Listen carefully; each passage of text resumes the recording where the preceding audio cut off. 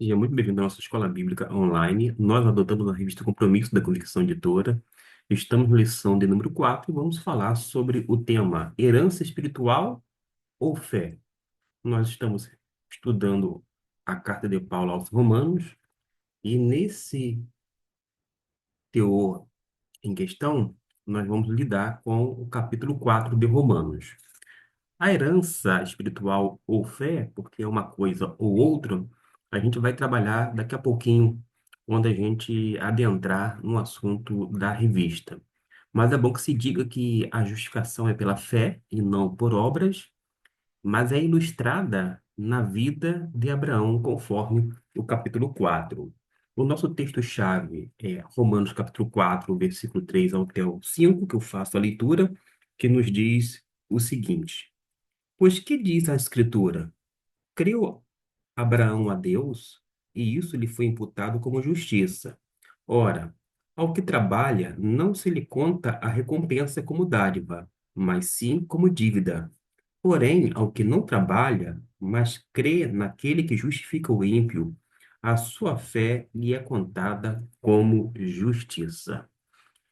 Quando a gente analisa essa lição de número 4, independente da temática, mas sobretudo respaldado na Epístola Romana, nós vamos observar que o homem não é aceito por Deus pelo que faz, mas por confiar no que Deus fez.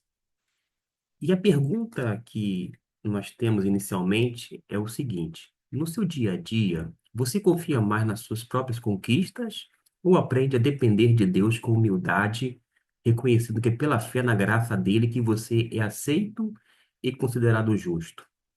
A pergunta feita pelo autor da revista, quando analisada profundamente, vai ecoar uma ideia paulina que está diretamente relacionada com o capítulo 4, porque vai revelar pelo menos duas coisas, ou dois caminhos. O primeiro caminho é que fala sobre a autoconfiança, ou seja, as questões relacionadas às obras, obras humanas. Mas o segundo caminho é o da dependência. É um caminho que vai exigir da nossa parte fé.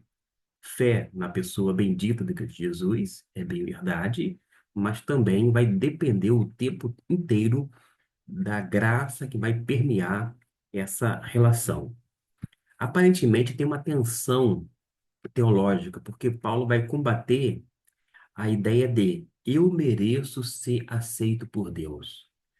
Via de regra, a gente fala assim: você recebeu isto porque você merece, você merece isso, você merece aquilo outro.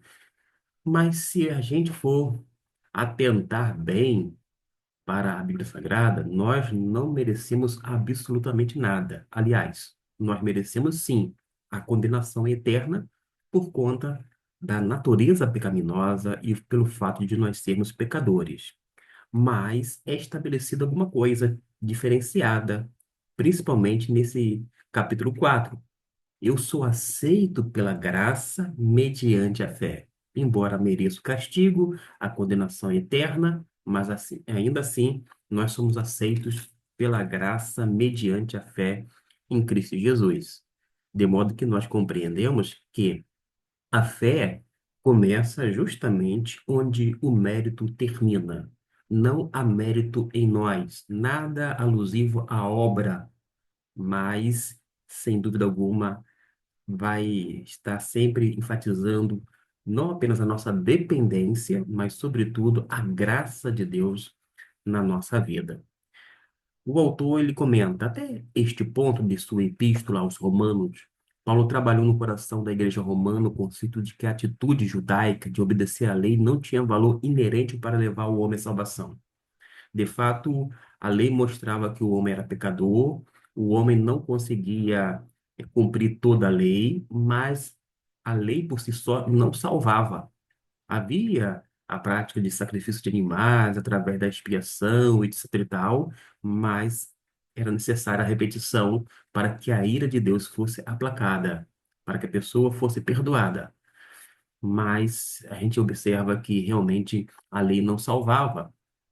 Agora, existe uma premissa para que um homem se relacionasse com Deus, segundo o próprio apóstolo Paulo, era que reconhecesse o seu estado pecaminoso. Todo homem é pecador. Mas além de reconhecer ser pecador, é necessário aceitar o sacrifício de Jesus, depositando a nossa fé em Cristo, para que os pecados sejam de fato apagados e desta forma a pessoa seja justificada perante o Senhor. A pessoa é justificada pela fé em Cristo, ou seja, é declarada justa diante de Deus por causa do que Cristo efetuou na cruz do Calvário. Na vida ministerial, por exemplo, a gente precisa ter um cuidado com a espiritualidade baseada em desempenho. Uma outra coisa que a gente pode atentar é que na vida pessoal, às vezes você pode ter uma vida de oração, e é bom que se tenha, mas a pergunta é: essa rotina agradável, porque se tornou uma prática constante, é feita por necessidade ou por obrigação? É porque você necessita falar com Deus, colocar realmente todas as coisas diante do Senhor, é porque a Bíblia também vai orientar, lançar sobre ele toda a nossa ansiedade, porque ele tem cuidado de cada um de nós, etc e tal. Ou a gente está orando somente por obrigação? Claro que não deve ser feito por obrigação, mas algumas vezes na vida cristã a gente faz mesmo não querendo, mesmo não gostando de algo, mas a gente acaba realizando.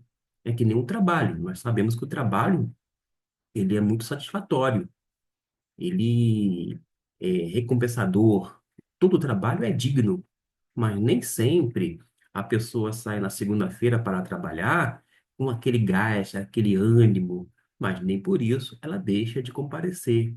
Não é uma questão de bater ponto, é uma coisa, uma questão relacionada ao trabalho, ao compromisso assumido com as pessoas às quais vai ser abarcadas em relação àquele serviço prestado. Então a gente precisa atentar para essas coisas e vamos prosseguir aqui, porque o autor, ainda na página 26, fala: para buscar convencer os judeus da grande importância da fé na vida espiritual do cristão, Paulo decidiu abordar uma das figuras mais influentes do Antigo Testamento, que é justamente o patriarca Abraão.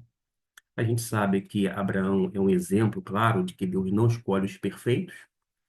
Aliás, não apenas Abraão, Moisés não era perfeito, nenhum dos profetas eram perfeitos.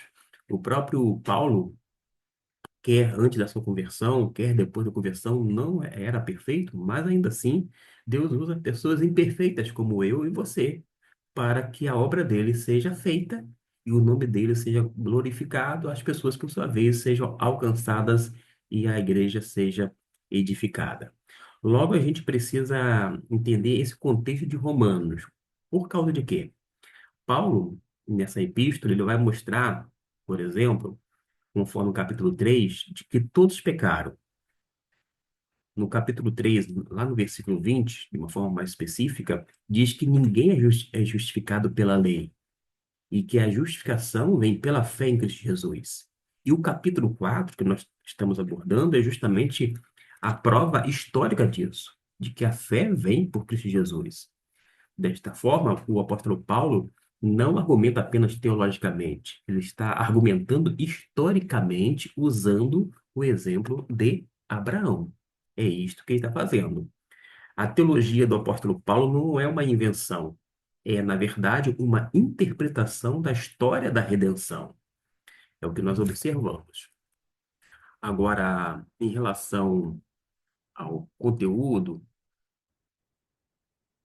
diz assim: Abraão é um exemplo claro de que Deus não escolhe os perfeitos, mas os que creem com humildade. Embora tenha cometido erros, ele foi considerado justo por causa de sua fé e não por herança espiritual. A pergunta feita: herança espiritual ou fé? Logo no início da revista, como tema, já é respondido aqui. Não é por herança espiritual, e sim uma questão de fé, mas fé na pessoa certa, na pessoa bendita de Cristo Jesus. Quando somos lembrados de pecados antigos, é fácil sentir culpa ou vergonha, mas a humildade na fé nos convida a olhar para a cruz, reconhecendo que não temos méritos próprios, mas que dependemos totalmente da graça. Assim como Abraão foi justificado apesar de suas falhas, nós também somos declarados justos quando confiamos em Cristo com humildade e fé. É porque a gente faz isso na dependência de Deus, mediante a graça e misericórdia do nosso Deus, sem dúvida alguma. Uma coisa que a gente precisa falar é que a gente sempre ouve o ensino para perdoar quem nos ofende, etc e tal. Isso é bíblico e é salutar que ocorra. Mas acontece que a gente precisa enfatizar a necessidade da pessoa se perdoar. Porque às vezes alguém cometeu algo, por mais que ela peça perdão a Deus, mas ela ainda não se sente merecedora e, portanto, ela não se apropria desse perdão divino. E ela não dá uma chance para ela, uma oportunidade de mudar de vida e fica aprisionada nessa culpa, quando não nessa vergonha. Não obstante o pecado que a pessoa tenha cometido, se ela foi lavada e remida pelo sangue de Cristo, ela pode ter certeza de que nada, mas nada mesmo, está agora diante de Deus, porque os pecados já foram apagados, a dívida já foi paga, Deus já nos perdoou. Logo, nós não podemos viver sem oferecer esse perdão para nós mesmos. De modo que eu quero enfatizar esse viés de perdoar a si mesmo, porque muita gente, infelizmente, perdoa outrem, mas tem dificuldade de se perdoar. E é preciso dar esse passo também nessa direção. Quando a gente trabalha a questão do capítulo 4, versículo 3, fala que Abraão creu em Deus e isso lhe foi imputado como justiça. Observe que Abraão, que é o exemplo, ele não foi justificado pela circuncisão. Não diz que ele foi justificado pela obediência à lei. Tampouco que ele foi justificado por sua linhagem.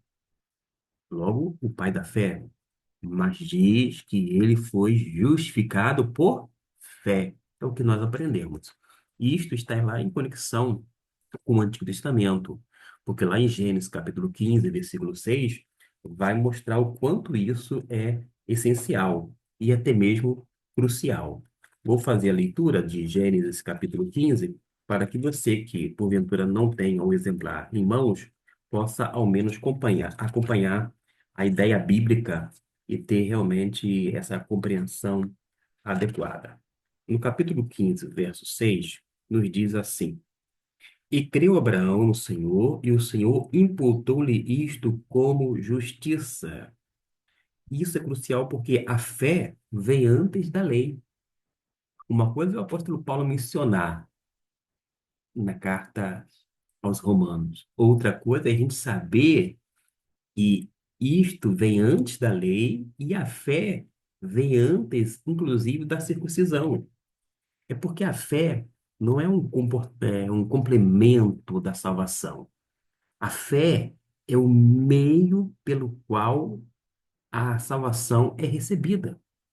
Abraão, por exemplo, ele não foi salvo por fazer algo por Deus, mas por confiar no que Deus prometeu. É por isso que a gente precisa trabalhar bastante esse elemento bíblico. Vamos falar sobre a importância dada pelos judeus a Abraão, que é justamente o nosso primeiro tópico. Nós sabemos que Abraão era uma das figuras mais celebradas pelos judeus, e por meio dele, Deus decidiu formar uma nova nação escolhida por ele para manter um relacionamento eterno que se transformaria no povo de Israel. E foi por meio desse relacionamento que Deus se revelou ao seu povo, libertando do cativeiro do Egito, entregando a sua lei a Moisés, demonstrando quais eram os seus padrões de conduta e como ele eh, esperava que seu povo conduzisse seus passos. A esse povo, Deus se revelava periodicamente e libertava sempre que invocado. Por causa disso, o apóstolo Paulo dedicou todo o capítulo 4 de sua epístola para solidificar o seu argumento de que a salvação tinha sua base única na fé do indivíduo e não em qualquer ato religioso que viesse a executar.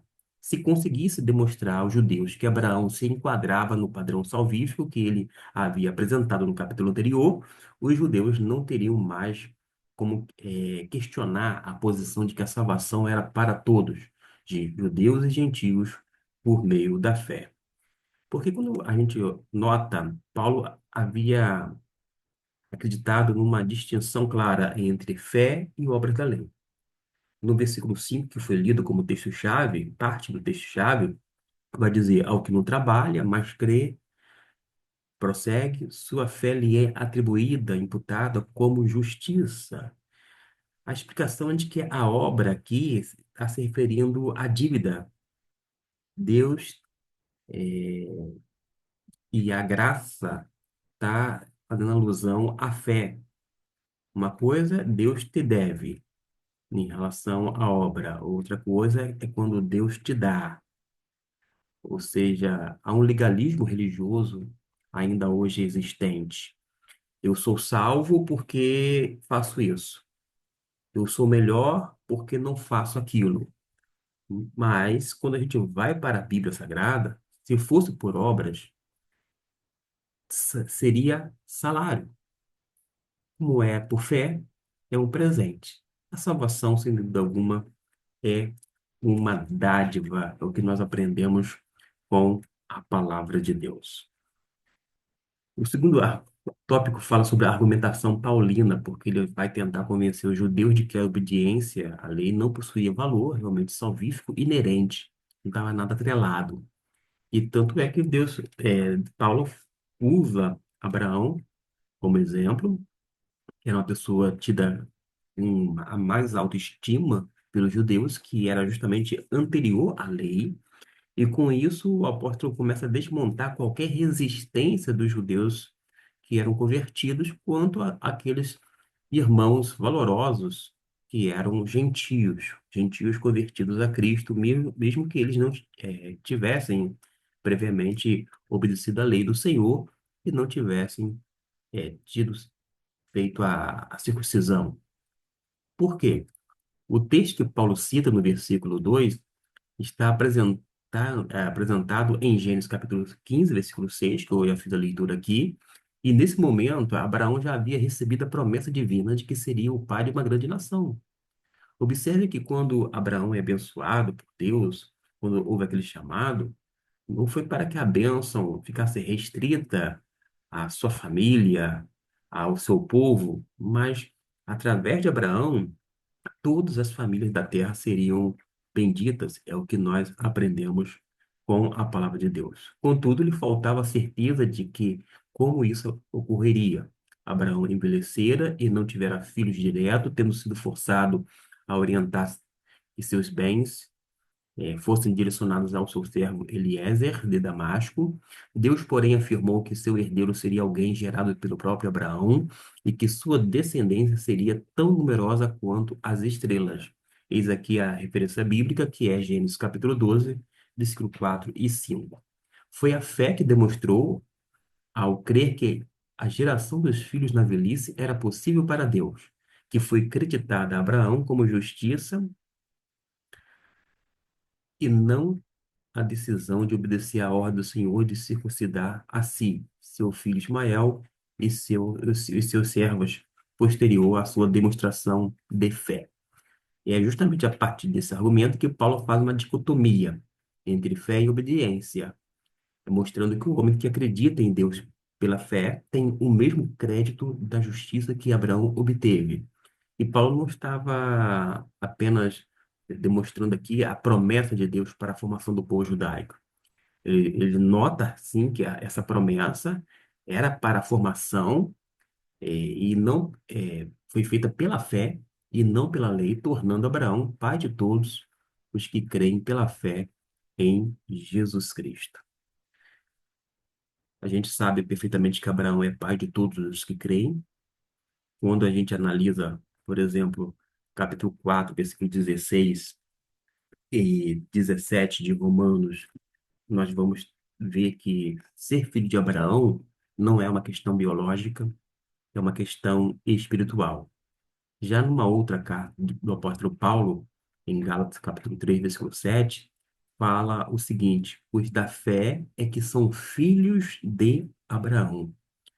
Na verdade, a igreja não é um clube de pessoas boas, é uma família de pessoas justificadas pela fé em Cristo Jesus. E nós aprendemos aqui que a genealogia que salva não é a de sangue, é de fé. Outro tópico é este aqui, as falhas de Abraão. É preciso ressaltar, porém, que por mais valor que Abraão tenha como um dos pais da fé, listado inclusive em Hebreus 11, que é tido como a galeria dos heróis da fé, ele também foi um homem falho. Apesar de não ter sido ordenado a fazê-lo, Abraão aceitou inicialmente a oferta de Sarai para gerar um filho de sua serva Agar, causando uma enorme dificuldade familiar. E Agar, orgulhosa de sua vitória, começou a desprezar sua senhora, levando Sara a reclamar com Abraão sobre os atos e a primeira expulsão da egípcia. Depois do nascimento de Isaac, um comportamento jocoso de Ismael gerou uma nova reclamação e nova expulsão, desta vez definitiva. O racha entre os irmãos geraria a enorme rivalidade entre árabes e israelenses que causa tantas mortes e misérias humanas nos dias atuais. Ou seja, uma coisa aconteceu lá nos primórdios, acabou acarretando consequências até os dias atuais.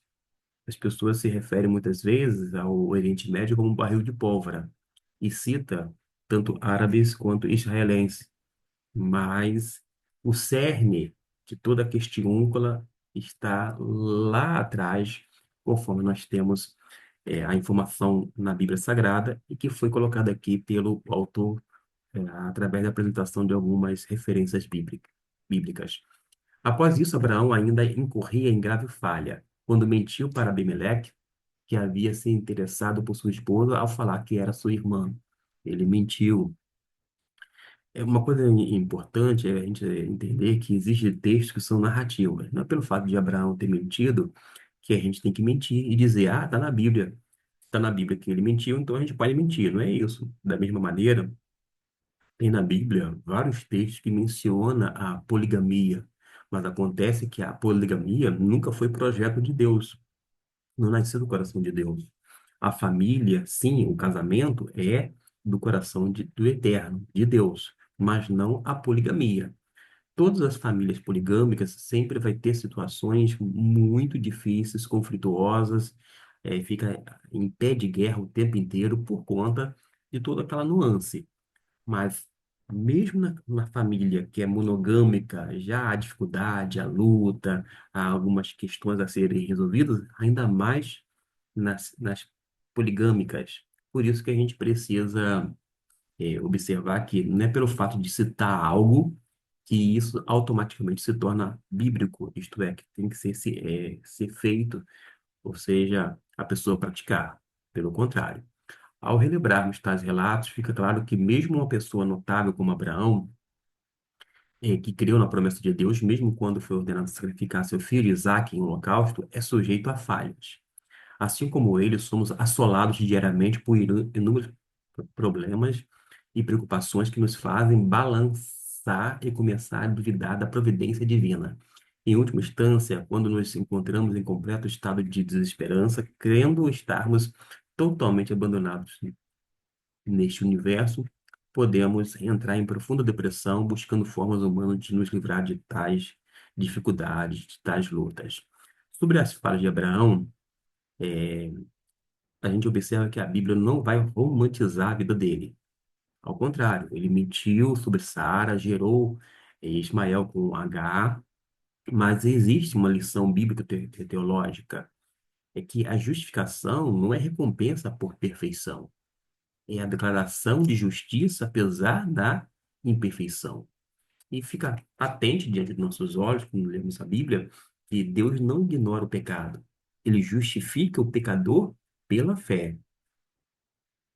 Uma aplicação que a gente pode fazer é de que existem pessoas presas ao passado. pessoas que não se perdoam, pessoas que até hoje têm culpa da sua falha, do seu pecado, carrega essa culpa, essa vergonha, mas ela não precisa estar presa ao passado, porque lá atrás, Cristo Jesus morreu justamente em nosso lugar, para nos perdoar por completo. Todo pecado que a gente tenha cometido, Cristo morreu por cada um deles. Não há necessidade de tentar se punir ou se encher de vergonha, de culpa a vida inteira. Pelo contrário, ela pode viver uma nova vida em Cristo Jesus. Então, essa questão relacionada de ficar preso ao passado, a culpa espiritual ou de cunho emocional, etc e tal, aquela sensação de indignidade não deve permanecer em nosso meio. Deus não escolhe os perfeitos, ele justifica os que creem. É o que nós aprendemos com a palavra de Deus. Outro tópico fala sobre o depósito da nossa fé. Hoje temos visto muitos homens surgindo para causar um verdadeiro alvoroço no meio cristão, seja pela excelente oratória, ou seja pelo trato amigável ou por sinais e milagres realizados apenas em seus templos. Muitos ditos pastores têm manipulado multidões para realizarem o que lhes desejam, ofertando bens ou altas somas de dinheiro para manter a máquina funcionando. Com isso, vemos um desvio muito sério, com as pessoas depositando sua fé e apresentam em seus púlpitos por mais que um líder eclesiástico possa parecer mais abençoado por causa dos seus dons espirituais, se sua prédica, uma referência à pregação, não estiver firmemente alicerçada na palavra de Deus, podemos com toda certeza entender que estamos lidando com um falso profeta, uma pessoa infiltrada no arraial, apenas para desviar os santos dos caminhos do Senhor. E ele vai dizer que uma vida espiritual saudável possui em Jesus um único depositário da nossa fé. Ele é a única figura com condições de ser um exemplo pleno e perfeito para a nossa vida, pelo fato dele não possuir erros em seu caráter e não ter incorrido em falhas ou pecados durante sua jornada nesta terra. Por isso, todos os judeus e gentios tinham condições iguais de alcançar a salvação sem motivos para a vanglória. A gente precisa, ao falar sobre esse depósito da fé, ter humildade na fé. Porque a ideia central é de que a fé verdadeira vai produzir dependência, a fé genuína vai produzir humildade, a fé legítima vai resultar em reconhecimento da graça de Deus. Nós temos a base em Romanos capítulo 4, mais a cruz de Cristo, ou seja, mais aquilo que Cristo Jesus fez na cruz do Calvário. E a fé, em hipótese alguma, faz com que o homem seja exaltado, mas vai exaltar a graça de Deus. Existe um contraste entre o orgulho espiritual e a humildade da fé. A pessoa orgulhosa, espiritualmente falando, ela diz: Eu fiz isso, fiz aquilo outro. Ela vai evocar o mérito, a autojustiça. Já a pessoa que caminha na fé e em fé, ele vai dizer: Ele fez, numa referência que Deus fez. Não vai ser mérito, vai ser graça, ou seja, um favor imerecido. E não vai ser a autojustiça, mas a justificação pela graça mediante a fé em Cristo Jesus. Nós aprendemos que no ministério, por exemplo, nós não podemos ter cuidado com a vaidade, assim, no sentido de se ocupar com a vaidade. A gente não pode ser pessoas vaidosas, mas a gente precisa ter uma preocupação, sim, um cuidado com a vaidade espiritual, porque tem pessoas que se julgam superiores às outras, e nós não podemos fechar nossos olhos para tais situações, mas não podemos ficar comparando. Na igreja, por exemplo, os vaidosos daqueles que não são vaidosos. A gente não tem que ter essa presunção de ficar vendo como se a gente tivesse um termômetro, mas reconhecer que, pelo menos na vida pessoal, é necessário um reconhecimento da dependência de Deus, porque quanto maior é a fé, menor vai ser o ego. A gente tem visto e ouvido aqui e acolá pessoas que falam muitas coisas que eles têm feito aqui, mais adiante, etc e tal, mas é muito eu, muito ego, quando deixa de falar realmente sobre quem tem feito todas essas coisas, uma referência à pessoa de Deus. Nós sabemos que Cristo deve ser o centro e a epístola de Paulo aos Romanos vai mostrar justamente a cruz como centro. existe uma teologia da cruz, uma teologia paulina, onde mostra que a cruz é essencial. Porque a fé só salva porque tem um objeto. Quem é esse objeto? Quando fala objeto, entre aspas, tá? A gente está fazendo uma análise. Esse objeto é Cristo. E quando você analisa Cristo Jesus à luz da Bíblia, você vai ver que a fé salva por causa de Cristo. Salva pela graça de Deus, mediante a fé que nós depositamos nele, pelo que ele é, pelo que ele fez, sobretudo, e é o que nós vamos aprender justamente na explicação de Romanos 4, versículo 23 até o 25, porque Abraão creu na promessa e nós cremos no cumprimento desta promessa. Abraão olhou para frente, nós olhamos não para trás, nós não olhamos para frente, nós olhamos para a cruz de Cristo. Em síntese, nós vamos ver a conclusão. A utilização da figura abraâmica por parte de Paulo foi a principal estratégia utilizada por ele para convencer os judeus de que não havia porque eles se vangloriarem de sua origem. A circuncisão havia tido seu valor, mas Abraão havia tido na demonstração de sua fé a principal contribuição para a nossa vida. De igual forma, devemos conduzir nossa vida espiritual sem qualquer resquício de legalismo para que possamos receber bem aqueles que aceitam Cristo. Não há nada de errado em possuir referenciais de fé em sua vida. Todos nos acostumamos a ter algumas pessoas como exemplo de fé, exemplos de vida abençoada, pastores, líderes de pequenos grupos multiplicadores, ministros de jovens, entre outros. Entretanto, não podemos, por causa disso, ouvir cegamente suas palavras ou atender a quaisquer de seus caprichos sem um mínimo senso crítico, porque nosso exemplo de vida é Cristo Jesus. E numa referência a Jesus, ele é o nosso Senhor e são seus ensinamentos que devemos seguir.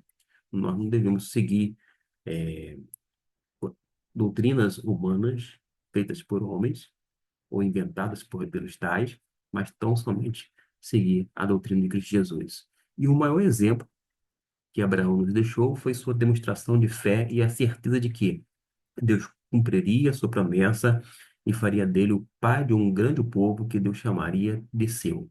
Como para Deus não há impossibilidades, Abraão foi agraciado com o nascimento de Isaque. O terceiro item da conclusão é que esse relato nos ensina que a verdadeira fé precisa ser acompanhada de humildade. Reconhecer que não temos controle sobre a circunstância, que dependemos totalmente da graça de Deus, e do poder dele.